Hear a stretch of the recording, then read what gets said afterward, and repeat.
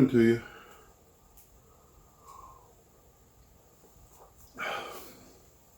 You know, I don't know if any of you guys ever, how many of you guys have built uh, kit model ships. Excuse me, not kit model ships. I think we've all built that, but or most of us. But like the wooden kits, where it's kind of like a big balsa airplane. You know, the frame and the formers.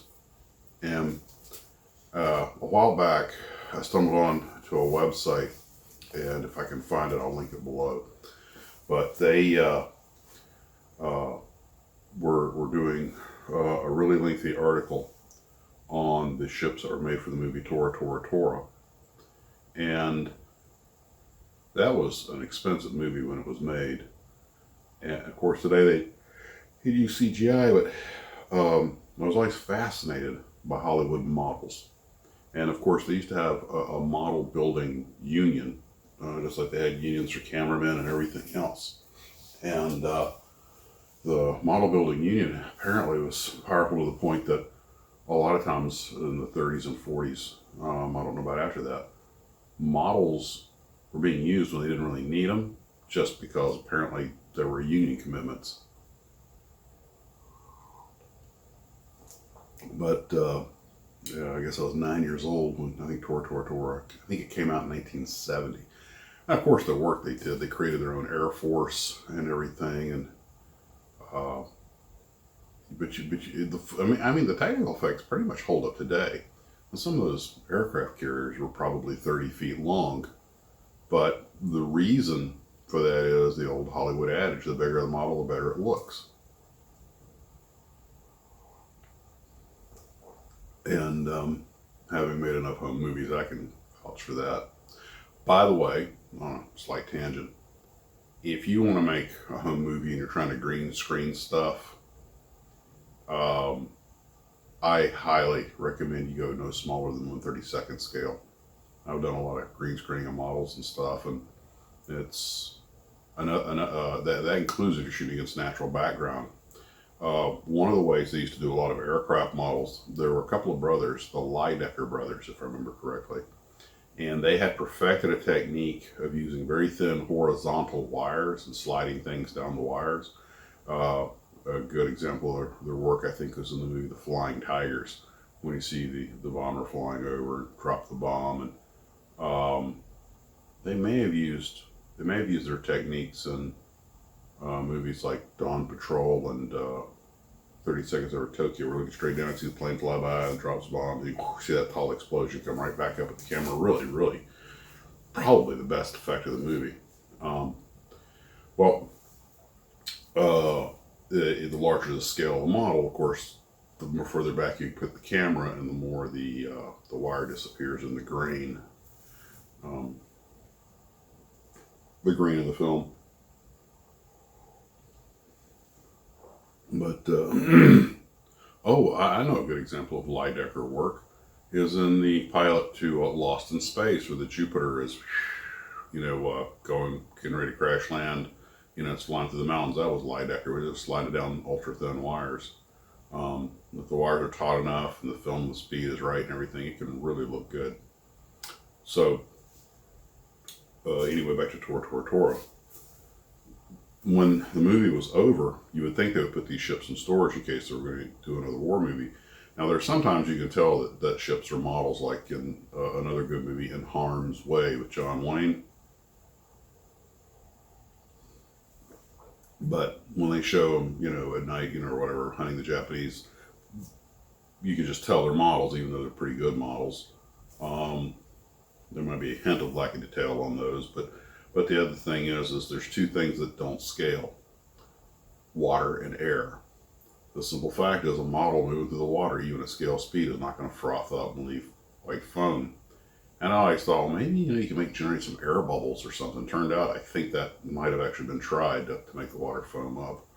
But so by making the models 30 feet long and putting them in a water tank where they can control the weather, and the Tora Tora Tora had some pretty believable effects of the Japanese aircraft carriers steaming along,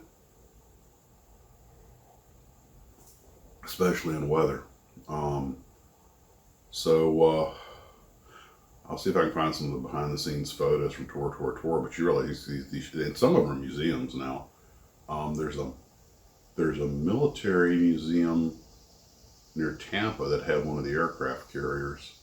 I don't know if it still has. I keep telling myself I'm going to get back down there, and I think it's would be a 1 to 100 scale. Every airplane they didn't use all the airplanes on the deck were handmade. None of them are kits because of the off scale. Now, I don't know if they were carved out of wood or if they were resin castings or what, um, but Hollywood would often make these very elaborate models for very short sequences because you got to get the shot. And one of them I always found interesting in the movie Strategic Air Command, which is kind of getting towards the end of this. You see them using a B-47 model to do some of the scenes where he's landing at Japan, and I just happened to stumble onto a photograph of those models after the movie was over, and they made 3 or 4 of them. These are like 8, 10 feet long. I mean, they're huge, and they were just for a handful of scenes in the movie. And I was like, man, that is impressive.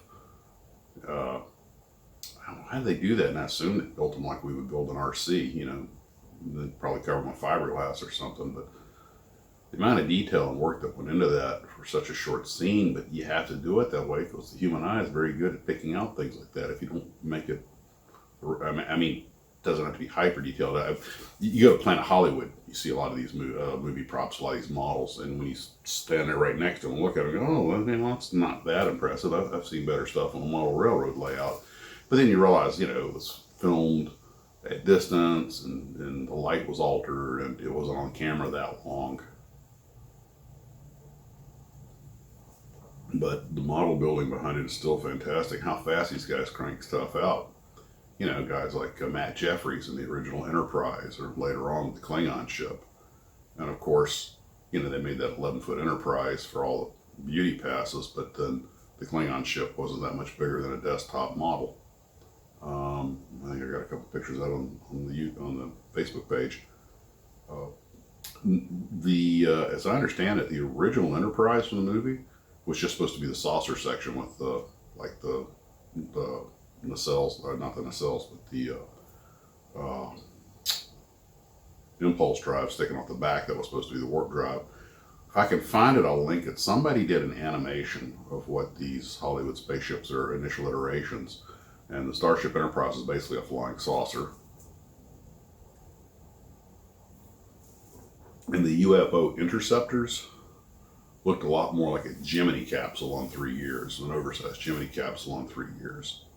And of course, these things go through iterations, but very creative minds. But then the original Batmobile, going back to the 30s from the comic book, I seem to remember being red at one point, and just basically being a hot rod. It wasn't anything, you know, of course, the character developed over time. But I'll see if I can find some of those photos and attach them, but it just always amazes me the fantastic model work that's come out of Hollywood. And of course, they're professionals. And of course, now, after a while, a lot of it was done on contract. Now, of course, modeling is mostly CGI, but there are a few movies that still use models from time to time. Some of them fairly recent. They're popular for flooding scenes. And but okay, here's a question for the day. What is your favorite Hollywood model, or you know that you know was done with models? And it doesn't, I mean, it could be doesn't have to be an airplane or car. It can be, the flooding scene from this movie, or you know, let's call it miniatures, because you know, you have these massive dioramas sometimes. And one of the ones that always struck me as a little odd, I mean, I guess it was the only way they could really do it because no one was going to ram 2 tanks together. But in the fun but maybe not so great movie, The Battle of the Bulge, they have a scene where Telly Savalas's tank gets rammed by what's supposed to be a Tiger II, which of course is a Patton. And That was clearly done with models, but nobody was going to let you run two tanks into each other.